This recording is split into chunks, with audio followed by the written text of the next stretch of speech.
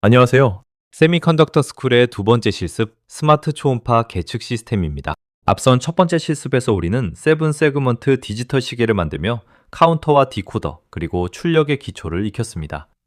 이번 시간에는 한 걸음 더 나아가 바깥 세계를 측정하는 시스템을 만들어 보겠습니다. 초음파 센서로 물체까지의 거리를 재고 그 거리에 따라 LED를 단계적으로 켜서 근접 경보를 울리는 장치입니다. 이 실습의 핵심은 크게 세 가지입니다. 첫째, 센서의 측정을 명령하고 응답을 받아내는 타이밍 제어입니다. 둘째, 센서가 돌려주는 신호의 길이를 정밀하게 재서 거리로 바꾸는 계산입니다. 셋째, 측정값을 흔들림 없이 확정해 안정적으로 출력하는 기법입니다. 사용할 보드는 RTS725이고 센서는 P모드 맥스 소나를 씁니다. 그럼 하나씩 차근차근 설계하고 시뮬레이션으로 검증한 뒤 실제 보드에서 동작을 확인해 보겠습니다. 본격적인 실습에 앞서 이 초급 과정의 전체 그림과 소스 코드 받는 방법을 안내해 드리겠습니다. 초급 디지털 설계는 모두 4개의 실습으로 이루어집니다. 랩 1은 지난 시간에 진행했던 세븐 세그먼트 디지털 시계입니다. 랩 2는 이번에 진행할 초음파 계측 시스템입니다. 랩 3는 OLED 이미지 디스플레이로 SPI 통신과 그래픽 제어를 익히고 랩 4는 실시간 카메라 영상 처리로 이 모든 것을 종합합니다. 출력에서 시작해 입력과 제어, 디스플레이, 그리고 실시간 영상까지 내 실습을 순서대로 완성하면 초급 디지털 설계자가 되는 것입니다. 실습에 필요한 모든 소스 코드는 화면의 GitHub 저장소에서 받으실 수 있습니다. 각 랩 폴더 안에 RTL 소스, 테스트 벤치, 제약 파일인 XDC, 그리고 파이썬 스크립트가 정리되어 있습니다. 이 저장소 페이지에서 소스를 다운로드를 하여 바로 사용하실 수 있습니다. 이번 실습이 어떤 순서로 진행되는지 목차로 살펴보겠습니다. 크게 5단계로 구성했습니다. 첫째, 프로젝트 개요입니다. 무엇을 만드는지, 거리에 따라 어떻게 동작하는지, 그리고 전체 블록 구성을 큰 그림으로 잡습니다. 둘째, 맥스소나 센서의 이론입니다. 초음파로 거리를 재는 비행시간 원리와 센서가 주는 신호를 거리로 바꾸는 단위 변환, 그리고 우리가 채택한 명령형 측정 방식을 배웁니다. 셋째, RTL 상세 설계입니다. 최상위 모듈부터 시간 기준을 만드는 블록, 측정을 제어하는 유한 상태 기계까지 실제 코드의 동작을 하나씩 살펴봅니다. 넷째, 기능과 타이밍 검증입니다. 테스트 벤치로 각 모듈과 전체 시스템이 올바른지 파형으로 확인합니다. 마지막 다섯째, 비바도 실습입니다. 프로젝트를 만들고 제약을 잡아 합성하고 실제 보드에 올려 동작을 확인합니다. 이렇게 이론과 설계, 검증, 구현을 하나로 잇는 완결된 흐름을 경험하게 됩니다. 실습에 필요한 준비물 3가지를 확인하겠습니다. 첫째는 설계 소프트웨어인 비바도입니다. 베릴로그 코드를 작성하고 동작을 시뮬레이션으로 검증하며 합성과 구현을 거쳐 비트 스트림을 만들어 보드에 내려받는 모든 과정을 이 툴 하나에서 처리합니다. 둘째는 대상 보드인 RTS725입니다. 스파르탄 7 계열의 칩을 탑재했고 우리가 설계한 회로가 실제로 이 보드 위에서 동작합니다. 센서는 P모드 포트 중 JB에 연결하고 리셋은 보드의 버튼 제로를 사용합니다. 셋째는 초음파 거리 센서인 P모드 맥스 소나입니다. 이 센서는 초음파가 물체에 부딪혀 되돌아오는 시간을 이용해 거리를 재는 방식입니다. 우리가 트리거 신호로 측정을 시작시키면 센서는 거리에 비례하는 펄스 신호로 결과를 돌려줍니다. 이 3가지가 준비되면 본격적인 설계를 시작할 수 있습니다. 이번 페이지는 이 실습의 목표와 전체 방향을 정리하는 장입니다. 우리가 만들 것은 초음파 비행시간 방식의 거리 계측 시스템입니다. TOF라고 하는 비행시간이란 소리가 물체까지 갔다가 되돌아오는데 걸린 시간을 재서 거리를 알아내는 방법입니다. 이 시스템을 베릴로그로 설계하고 시뮬레이션과 실제 보드 동작으로 검증하는 것이 전체 목표입니다. 화면에는 4가지 학습 목표가 정리되어 있는데 사실 이 4가지가 곧 계측 시스템을 만드는 전 과정입니다. 첫째, 센서 인터페이스의 이해입니다. 센서의 측정을 요청하는 트리거 입력과 센서가 돌려주는 펄스 출력의 규약, 그리고 시간으로부터 거리를 산출하는 원리를 이해합니다. 둘째, Finite State, 머신 기반의 타이밍 제어입니다. 측정 주기를 정의하고 트리거를 내보내고 에코를 측정하는 단계를 순서대로 제어하는 상태 기계를 설계합니다. 셋째, 측정값의 레지스터 확정, 즉 레칭입니다. 측정 도중에 흔들리는 중간값이 아니라 최종 확정된 값만 결과에 반영되도록 붙잡아두는 기법입니다. 넷째, 거리 구간별 출력 논리입니다. 계측한 거리를 여러 구간으로 나누고 각 구간에 맞는 LED 출력을 결정하는 조합 논리를 만듭니다. 이 4가지를 하나씩 완성해 나가면 센서와 디지털 로직이 결합된 하나의 완결된 계측 시스템이 만들어집니다. 이 시스템이 실제로 어떻게 동작하는지 사용자 입장에서 먼저 정의해 보겠습니다. 핵심 아이디어는 간단합니다. 측정한 거리를 크게 5개의 구간으로 나누고 물체가 가까울수록 더 많은 LED를 켜서 근접 정도를 눈으로 보여주는 것입니다. 화면의 표를 보겠습니다. 물체가 80cm 이상으로 멀리 있으면 안정 구간으로 설정하고 LED를 모두 끕니다. 60에서 80cm 사이면 주의 단계로 하나를 켜고 40에서 60cm면 2개, 20에서 40cm면 3개를 켭니다. 그리고 20cm보다 가까워지면 위험 구간으로 설정하고 4개를 모두 켭니다. 즉 거리가 짧아질수록 켜지는 LED의 수가 계단처럼 늘어납니다. 자동차의 후방 주차 센서를 떠올리시면 딱 맞습니다. 이렇게 최종 동작을 먼저 명확히 정의해두면 앞으로 설계할 회로가 무엇을 목표로 하는지가 분명해집니다. 앞에서 정의한 동작을 실현하기 위한 전체 블록 구성을 살펴보겠습니다. 화면의 다이어그램이 이번 시스템의 큰 구조입니다.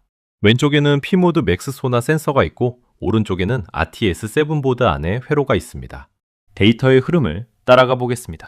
먼저 오른쪽에 있는 보드가 트리거 신호를 왼쪽의 센서로 보내 지금 측정하라고 명령합니다. 그러면 센서는 외부에 초음파를 쏘고 반사파가 돌아오면 그 시간만큼 높은 펄스 신호, 즉 에코를 보드로 돌려줍니다. 보드 안에서는 3개의 블록이 협력합니다. 카운터 1MH 블록이 정밀한 시간 기준인 1마이크로초 신호를 만들고 US 레인지 블록이 그 신호를 이용해 에코 펄스의 길이를 세어 거리를 계산합니다. 마지막으로 최상위 모듈이 그 거리를 구간으로 분류해 LED 개수를 결정합니다. 정리하면 명령을 내리고 응답 시간을 재고 거리로 바꾸고 LED로 표시하는 흐름입니다. 이번 장은 이 실습의 바탕이 되는 초음파 거리 측정, 즉 TOF라고 하는 비행시간 원리를 다룹니다. 원리는 우리가 산에서 메아리를 듣는 것과 똑같습니다. 소리를 지르면 그 소리가 앞산을 부딪혀 되돌아오는데 시간이 걸립니다. 산이 멀수록 메아리가 늦게 돌아오죠. 이 시간 차이로 거리를 알 수 있습니다. 초음파 센서도 마찬가지입니다. 센서가 초음파를 발사하면 그 소리가 물체에 부딪혀 반사되어 돌아옵니다. 이 왕복에 걸린 시간을 재는 것입니다. 핵심 공식은 화면에 있습니다. 거리는 음속 곱하기 시간을 2로 나눈 값입니다. 공기 중에서 소리의 속도는 상온에서 초당 약 343m입니다. 그런데 왜 2로 나눌까요? 아주 중요한 부분입니다. 우리가 잰 시간은 소리가 물체까지 갔다가 다시 돌아온 왕복 시간이기 때문입니다. 우리가 알고 싶은 것은 편도거리이므로 왕복을 반으로 나눠줘야 합니다. 그렇다면 시간은 어떻게 측정할까요? 여기에 이 센서가 중요한 역할을 합니다. 센서는 거리를 곧바로 숫자로 주지 않고 시간, 즉 펄스의 폭이라는 형태로 부호화해서 출력합니다. 거리가 멀면 펄스가 길고 가까우면 짧습니다. 그래서 우리 FPGA가 할 일은 그 펄스의 폭을 1마이크로초 단위로 정확히 세는 것입니다. 폭을 세면 시간을 알고 시간을 알면 거리를 알 수 있습니다. 시간을 거리로 바꾸는 구체적인 계산은 바로 다음 장에서 다루겠습니다. 앞에서 펄스의 폭을 세면 거리를 알 수 있다고 했습니다. 그렇다면 그 폭을 실제 센티미터로 어떻게 바꿀까요? 이번 장의 주제인 단위 변환입니다. 먼저 우리가 쓰는 맥스소나 센서의 사양을 간단히 보겠습니다. 42kHz의 초음파로 비접촉 측정을 하고 측정 범위는 약 15cm에서 6m 남짓입니다. 여러 출력 방식 중 우리는 펄스폭 출력을 사용합니다. 여기서 가장 중요한 숫자가 나옵니다. 이 센서는 1인치마다 147마이크로초의 펄스를 출력합니다. 즉 펄스가 147마이크로초 길어질 때마다 거리가 1인치씩 늘어나는 것입니다.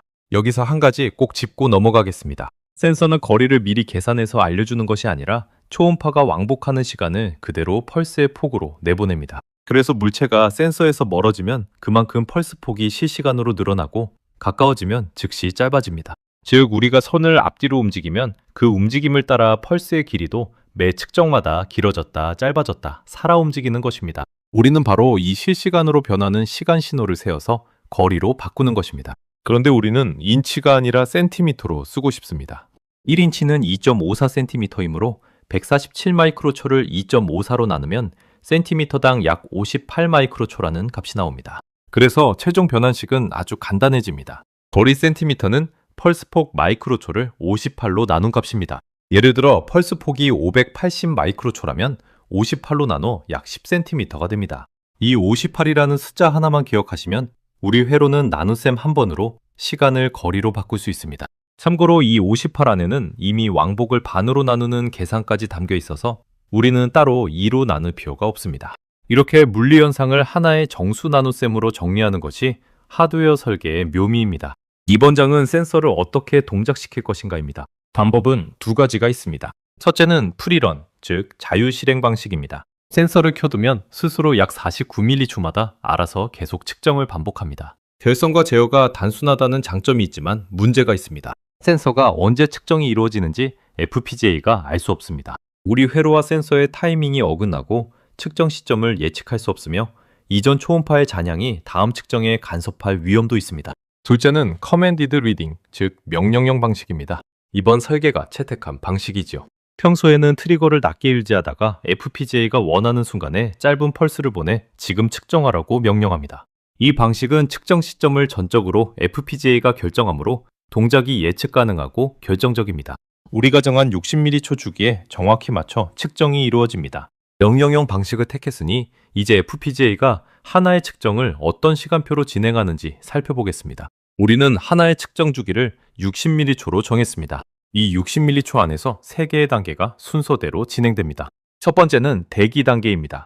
프레임이 시작되면 약 10ms 동안 아무것도 하지 않고 기다립니다. 왜 기다릴까요? 이전 측정의 잔향이 완전히 사라지고 센서가 안정될 시간을 주기 위해서입니다. 카운터로 세면 0부터 9999까지가 이 구간입니다. 두 번째는 트리거 단계입니다. 대기가 끝나면 약 20마이크로초 동안 트리거 신호를 높게 유지해 센서에 측정을 명령합니다. 카운터로는 10,000부터 10,019까지의 아주 짧은 구간입니다. 세 번째는 에코 측정 단계입니다. 트리거가 끝나면 센서가 초음파를 쏘고 반사파가 돌아오는 동안 높아지는 에코 펄스의 길이를 잽니다. 이 측정은 프레임이 끝나는 약 50m초 안에서 이루어집니다. 이렇게 대기, 트리거, 측정이라는 세 박자를 60m초마다 규칙적으로 반복하는 것이 안정적이고 예측 가능한 계측의 핵심입니다. 이 시간표를 그대로 회로로 옮긴 것이 바로 다음에 나올 스테이트 머신입니다. 이제 실제 코드의 구조를 살펴보는 순서입니다. 먼저 전체 RTL의 계층 구조입니다. 우리 시스템의 최상위 모듈은 탑이라고 부르며 그 아래에 2개의 하위 모듈이 들어있습니다. 하나는 카운터 1MH이고 다른 하나는 US 레인지입니다. 각 모듈의 역할을 정리하면 이렇습니다. 탑 모듈은 시스템 전체를 감싸는 통합 계층입니다. 클럭과 리셋, LED 같은 외부 핀을 내부 모듈과 연결하고 거리에 따라 LED를 켜는 조합 논리도 이 안에 직접 들어있습니다. 카운터 1MH 모듈은 100MHz의 빠른 클럭을 1MHz로 나누어 정밀한 계측에 쓸 1마이크로초 시간 기준을 만듭니다. 마지막으로 마이크로세컨드 레인지의 약어인 US 레인지 모듈은 이 실습의 심장으로 트리거 펄스를 만들고 에코 펄스의 폭을 세고 그것을 거리로 바꾸는 스테이트 머신을 담고 있습니다. 다음 장부터 이 모듈들을 하나씩 자세히 보겠습니다. 첫 번째 하위 모듈인 카운터 1MH를 보겠습니다. 이 모듈의 역할은 100MHz의 빠른 클럭을 1마이크로초짜리 시간 기준으로 바꾸는 것입니다. 왜 이런 시간 기준이 필요할까요?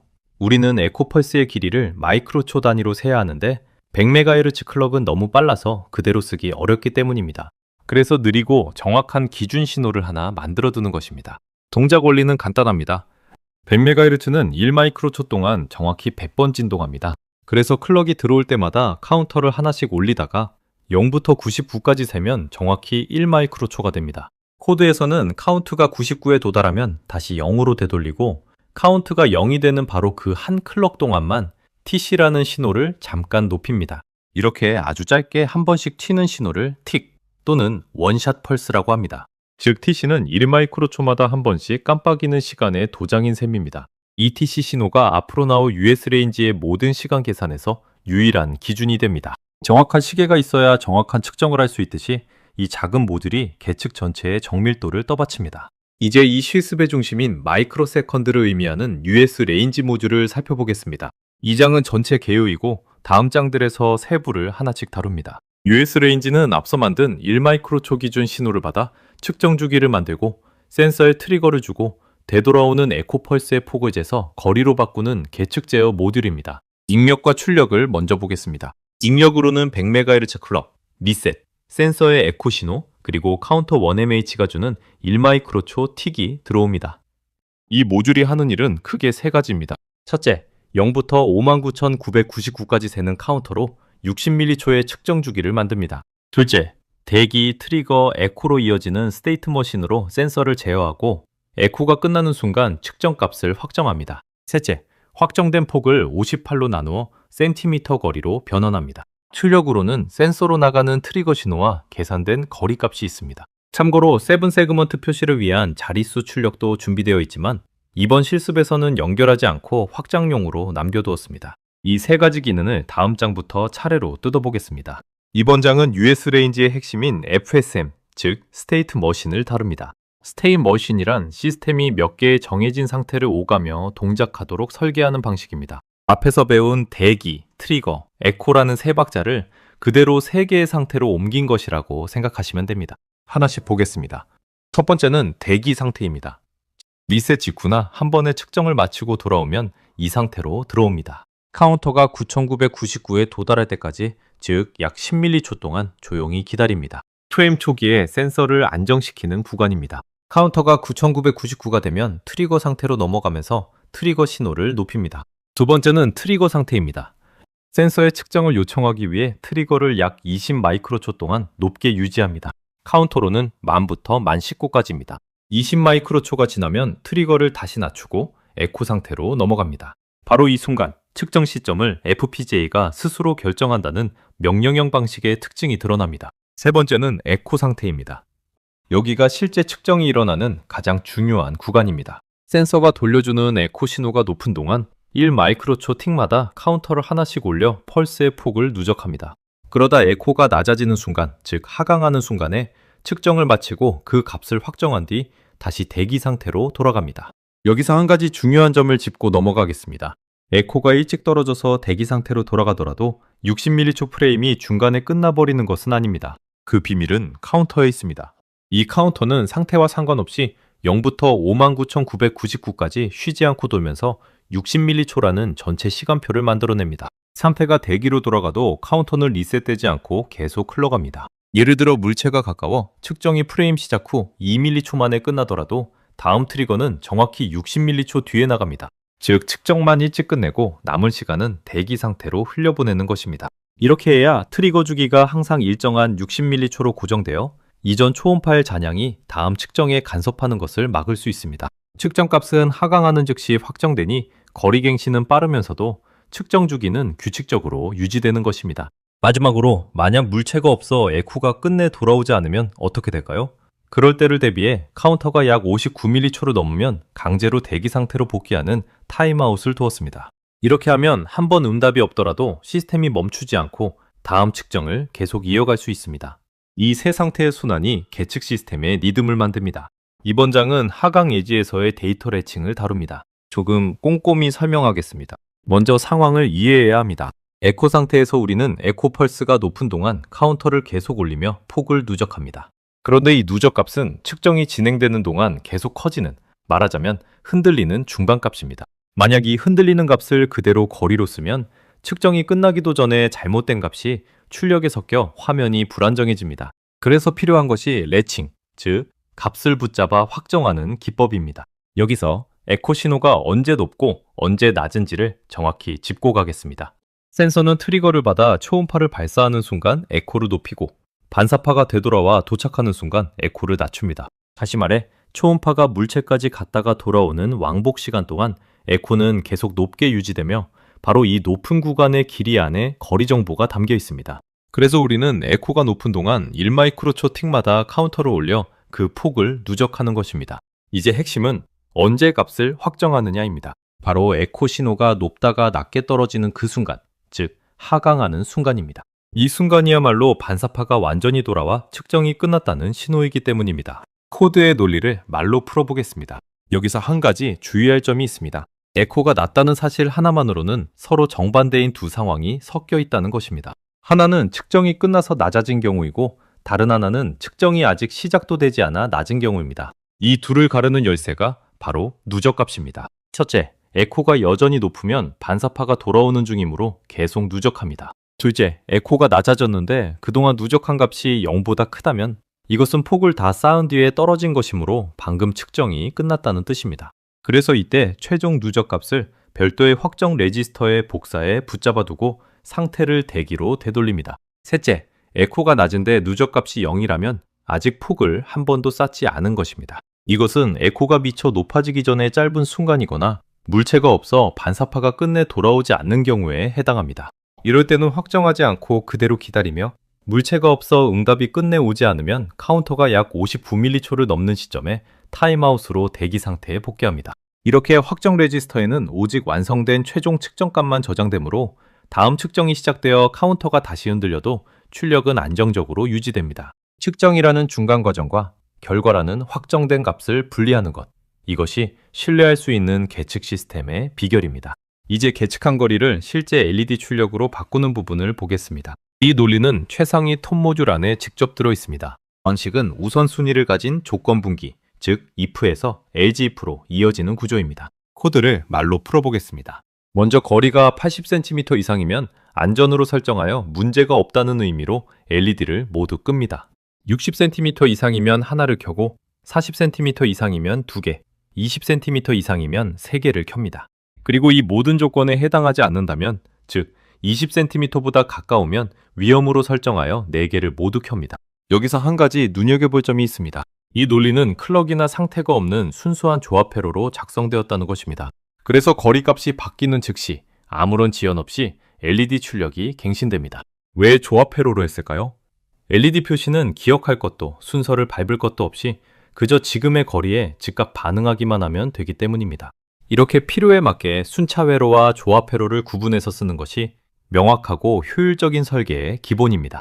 이번 장은 지금까지 만든 조각들을 하나로 합치는 설계의 완성 단계입니다. 최상위 탑 모듈은 2개의 하위 모듈을 실제로 불러와 내부 신호로 연결합니다. 전체 흐름을 따라가 보겠습니다. 바깥에서 클럭과 리셋 그리고 센서의 에코 신호가 팁으로 들어옵니다. 탑은 먼저 카운터 1mH를 불러와 1마이크로초 틱을 만들고 그 틱을 US 레인지에 넘겨줍니다.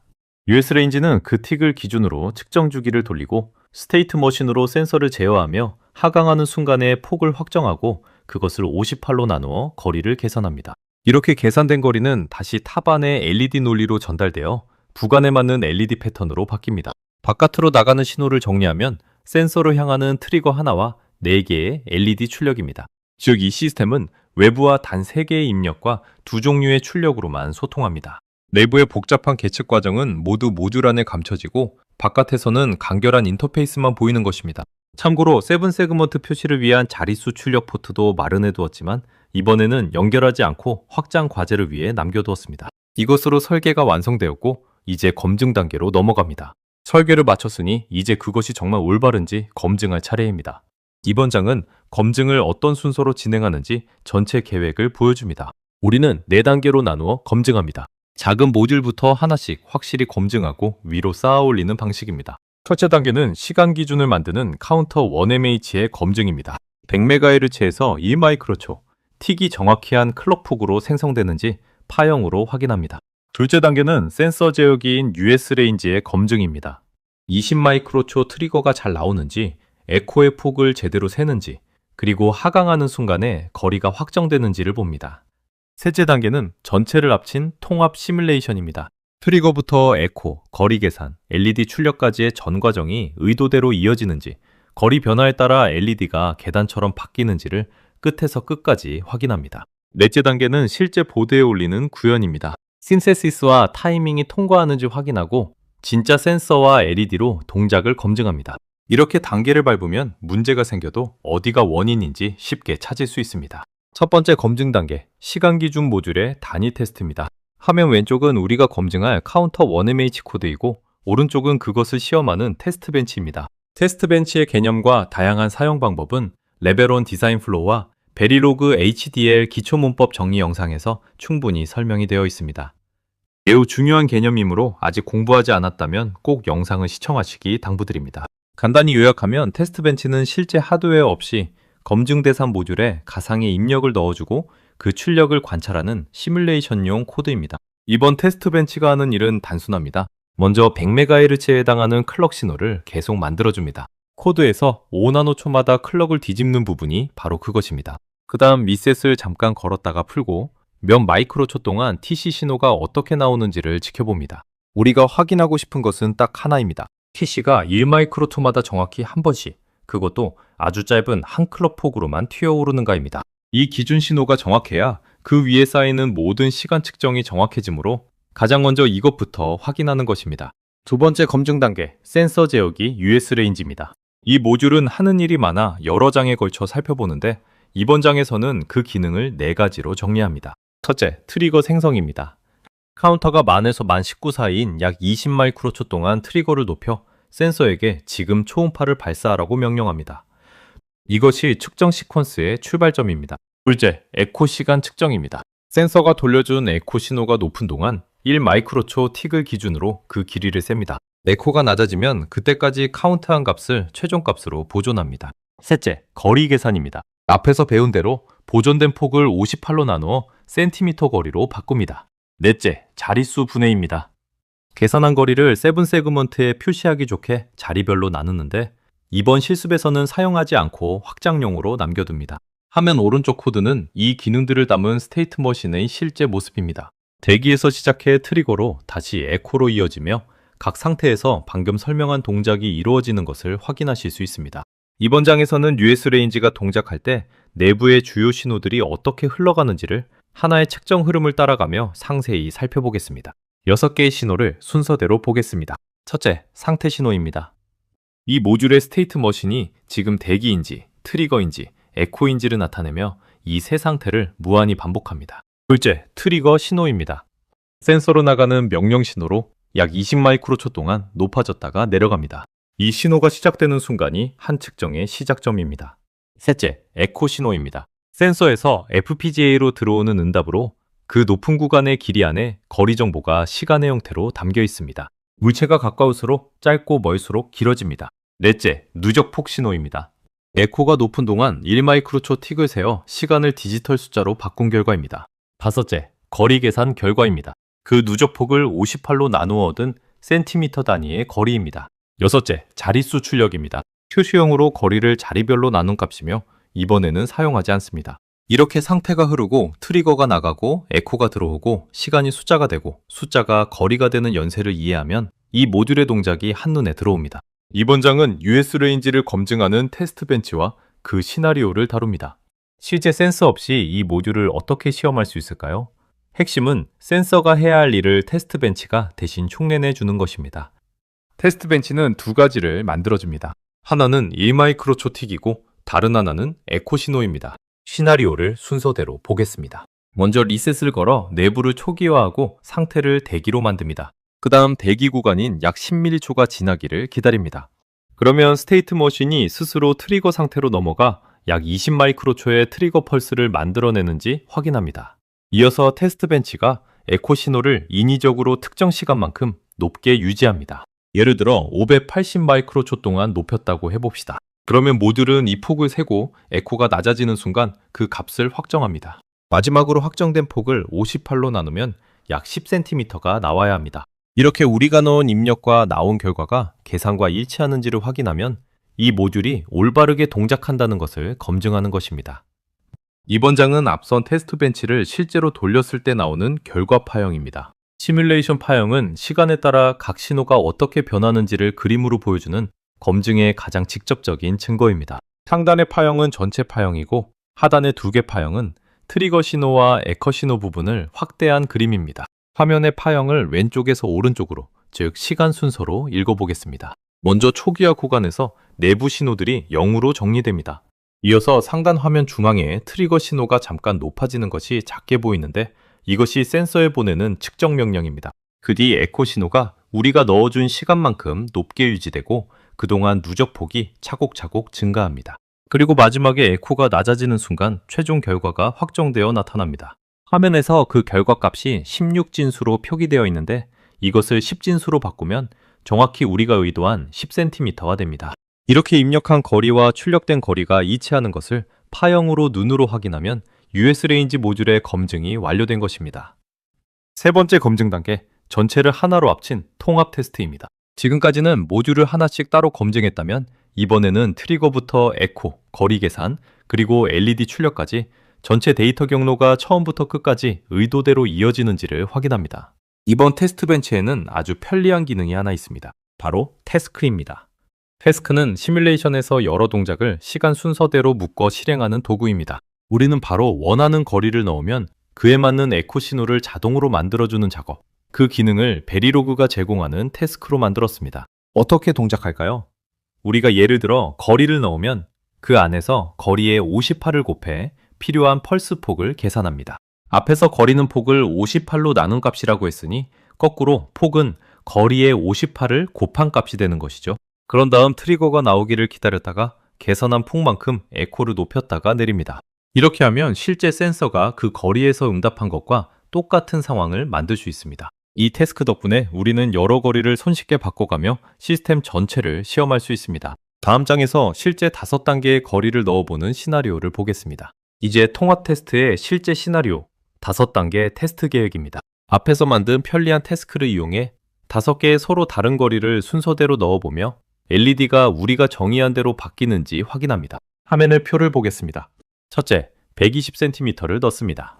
이 거리는 58을 곱하면 약 6960 마이크로초의 에코가 되고 80cm보다 머니 안전 구간이라 LED는 모두 꺼져야 합니다. 둘째, 70cm입니다. 주의 1단계로 하나가 켜져야 합니다. 셋째, 50cm는 2개. 넷째, 35cm는 3개가 켜져야 합니다.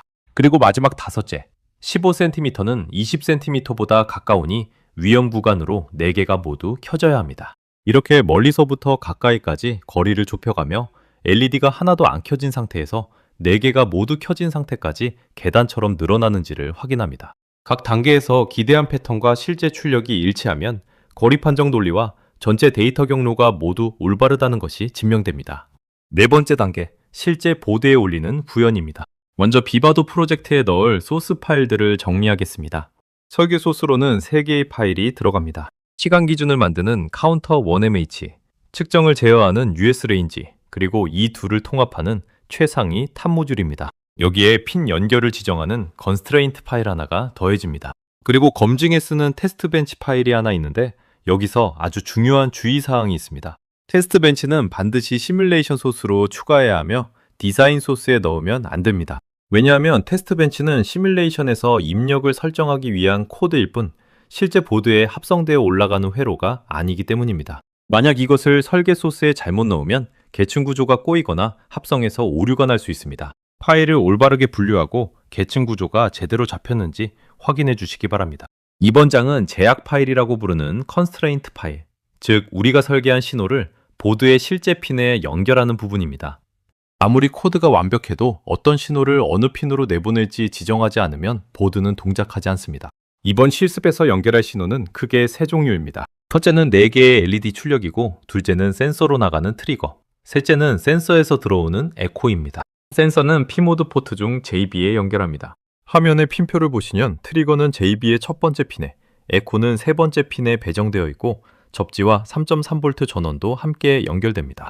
그리고 모든 신호는 3.3V 규격으로 지정합니다. 여기서 가장 중요한 점은 제약 파일에 적는 포트 이름이 코드의 포트 이름인 LED, 트리거, 에코와 글자 하나까지 정확히 일치해야 한다는 것입니다. 이름이 조금이라도 다르면 컨스트레인트가 적용되지 않아 신호가 엉뚱한 핀으로 나가거나 아예 연결되지 않습니다. 그러니 이 파일은 늘 꼼꼼히 확인하시기 바랍니다. 소스와 컨스트레인트가 준비되었으니 이제 설계를 실제 회로로 만들고 타이밍을 검토하겠습니다. 두 과정을 거칩니다. 먼저 합성입니다. 우리가 쓴 RTL 코드가 FPGA 안에 실제 자원, 즉 룩업 테이블이나 플립플롭 같은 것으로 변환됩니다. 이때 의도치 않은 래치가 생기거나 연결되지 않은 신호가 있으면 경고가 나오므로 이런 경고를 최소화하는 것이 좋습니다. 다음은 구현입니다. 변환된 회로를 칩 안의 실제 위치에 배치하고 배선하면서 실제 신호 지연이 반영됩니다. 그리고 마지막으로 타이밍 요약을 확인합니다. 여기서 꼭 봐야 할 값이 WNS, 즉 타이밍 여유입니다. 이 값이 0 이상이면 회로가 요구된 속도 안에서 안정적으로 동작한다는 뜻이고 음수이면 타이밍을 만족하지 못한다는 뜻입니다. 쉽게 말해 신호가 정해진 시간 안에 여유 있게 도착하는지를 나타내는 성적표입니다. 이 값이 0 이상으로 나오면 타이밍 검증을 통과한 것입니다. 이번 장은 실제 하드웨어를 연결하는 결선입니다. 우리가 할 일은 맥스소나 센서를 RTS7 보드의 P모드 JB 포트에 직접 꽂는 것입니다. 몇 가지만 주의하면 됩니다. 첫째, 센서를 JB 헤더에 꽂을 때 방향을 정확히 맞춰야 합니다. 전원과 접지, 신호핀의 위치가 어긋나면 센서가 동작하지 않거나 손상될 수 있으니 핀 배열을 꼭 확인하세요. 둘째, 보드는 USB 케이블로 PC와 연결합니다. 이 하나의 케이블로 회로를 보드에 내려받는 일과 전원 공급이 함께 이루어집니다. 셋째, 전원이 들어오면 LED의 반응을 관찰합니다. 이렇게 센서와 보드를 물리적으로 연결하고 나면 이제 비트 스트림을 만들어 실제로 동작시킬 준비가 끝납니다. 마지막 세 가지 단계를 수행합니다. 첫째, 비트 스트림 생성입니다. 합성과 구현을 거친 결과를 전비트라는 하나의 파일로 만듭니다. 이 파일이 FPGA에 넣을 최종 회로 정보입니다. 둘째, 타깃 연결입니다. 하드웨어 매니저를 열고 자동 연결을 누르면 USB로 연결된 RTS7 보드를 인식합니다. 셋째, 디바이스 프로그램입니다. 방금 만든 비트 파일을 선택해 보드에 내려받으면 회로가 즉시 동작을 시작합니다. 이 세 단계는 앞선 첫 번째 실습에서도 똑같이 거쳤던 과정입니다. 비바도에서는 대부분의 프로젝트가 이처럼 생성하고 연결하고 프로그램하는 동일한 흐름으로 보드에 올라간다는 점을 기억해 두시면 좋습니다. 혹시 보드가 인식되지 않는다면 케이블 연결과 전원 상태를 먼저 확인하고 그래도 안 되면 하드웨어 매니저에서 다시 연결을 시도하면 대부분 해결됩니다. 드디어 완성된 시스템의 동작을 실제로 확인하는 순간입니다. 확인 방법은 직관적입니다. 손이나 물체를 센서 앞에서 가까이 또 멀리 움직여 보면서 거리에 따라 켜지는 LED의 개수가 계단처럼 늘거나 주는지를 보는 것입니다. 물체가 멀리 있으면 LED가 거의 꺼져 있다가 가까이 다가갈수록 하나씩 더 켜지고 아주 가까워지면 4개가 모두 켜져 위험을 알립니다. 화면의 체크리스트를 함께 확인하시면 좋습니다. 전원과 리셋 이후 정상적으로 시작하는지, 거리 변화에 따라 LED 개수가 제대로 갱신되는지, 트리거가 자동으로 발생하며 센서와 잘 연동되는지, 그리고 오랜 시간 동안 안정적으로 동작하는지입니다. 이 항목들이 모두 만족되면 여러분이 코드로 설계한 계측 시스템이 실제 세계의 거리를 재서 반응하는 살아있는 장치가 된 것입니다. 이렇게 실제 물체의 움직임에 회로가 즉각 반응하는 것을 눈으로 확인하는 순간이야말로 지금까지의 모든 설계와 검증이 결실을 맺는 가장 보람있는 단계입니다. 이제 완성한 시스템을 바탕으로 스스로 실력을 넓혀볼 확장 과제를 소개합니다. 난이도별로 여러 과제를 준비했습니다. 기초 과제로는 거리 구간의 경계값이나 단계수를 바꿔보는 것이 있습니다. 세상의 모듈의 조건값만 수정하면 되므로 부담 없이 시작할 수 있습니다. 또 컬러 LED를 신호등처럼 활용해 안전은 초록, 주의는 노랑, 위험은 빨강으로 표시하는 과제도 좋습니다. 중급 과제로는 거리를 센티미터 대신 밀리미터 단위로 더 정밀하게 출력하도록 변환식을 바꾸거나 센서 응답이 없을 때, 즉 타임아웃이 발생했을 때 별도의 LED를 깜빡여 측정 실패를 알리는 기능이 있습니다. 현태기계의 현재 상태를 색으로 표시해보는 것도 좋은 연습입니다. 마지막으로 심화 과제로는 앞서 남겨둔 자릿수 출력 포트를 활용해 7 세그먼트의 거리의 10의 자리를 표시하는 것이 있습니다. 자신 있는 것부터 하나씩 골라 어느 모듈을 고쳐야 할지 생각하며 직접 도전해 보시기 바랍니다. 이것으로 스마트 초음파 계측 시스템을 마무리하겠습니다. 이번 실습을 하나의 큰 흐름을 다시 짚어보겠습니다. 센서는 거리라는 물리량을 시간, 즉 펄스의 폭이라는 형태로 바꾸어 우리에게 건네줍니다. 그러면 디지털 로직은 그 시간을 관찰하고 확정하고 거리로 변환해 최종 출력으로 이어줍니다. 우리는 이 과정을 5개의 핵심으로 나누어 경험했습니다. 첫째, 거리와 시간의 비례관계를 이해하고 58이라는 개수로 변환했습니다. 둘째, 스테이트 머신으로 센서에 트리거를 주고 에코의 폭을 정확히 셌습니다. 셋째, 하강하는 순간에 값을 확정하는 레칭으로 안정적인 측정 값을 얻었습니다. 넷째, 새 모듈을 내부 신호로 통합해 하나의 시스템을 완성했습니다. 다섯째, 거리를 LED 단계로 표현하고 시뮬레이션부터 실제 보드까지 검증했습니다. 센서와 로직이 만나 하나의 계측 시스템을 이루는 이 과정은 앞으로 만나게 될 더 복잡한 시스템의 든든한 바탕이 됩니다. 궁금한 점이 있으면 언제든 질문해 주시고 수고 많으셨습니다. 마지막으로 더 깊이 공부하고 싶은 분들을 위한 참고 자료를 안내해 드리겠습니다. 화면의 책은 AI NPU 시스템 디자인 with Python and Verilog로 제가 집필한 인공지능 반도체를 구현하는 실습 중심의 가이드입니다. 이 책은 파이썬으로 모델을 만드는 것에서 시작해 베릴로그로 회로를 설계하고 최종적으로 FPGA에 구현하는 전체 과정을 하나의 흐름으로 다룹니다. 오늘 우리가 경험한 설계와 시뮬레이션, 구현의 흐름을 훨씬 더 큰 프로젝트로 확장해보고 싶은 분께 좋은 기자비가 될 것입니다. 또한 파이썬과 베릴로그 전체 소스 코드가 GitHub에 공개되어 있어 직접 따라하며 배우실 수 있습니다. 책은 아마존에서, 소스 코드는 화면의 GitHub 주소에서 확인하실 수 있습니다. 이번 강의를 끝까지 함께 해주셔서 감사합니다. 다음 실습에서 다시 뵙겠습니다.